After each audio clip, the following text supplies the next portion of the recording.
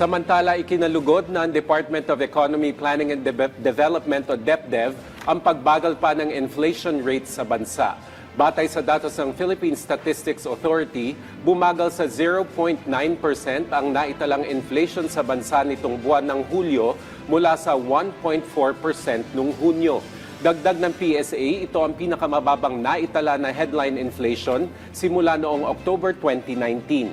Kabilang sa pangunahing dahilan ng mas mababang antas ng inflation noong Hulyo ay ang mas mabagal na pagtaas ng presyo ng housing, water, electricity, gas, and other fuels na may 2.1%.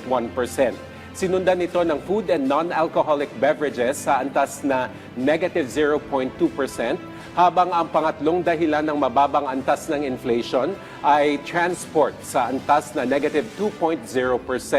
Kaugnay nito, sinabi ni DepDev Secretary Arsenio Balisacan na patunay ito na gumagana ang mga ipinapatupad na hakbang ng pamahalaan. Ayon sa kalihim, hindi lang nito tinutulungan ang mga Pilipino na ingatan ang halaga ng piso, kundi bumubuo rin ito ng kumpiyansa para sa mga negosyo at consumer na magplano ng mas maaga.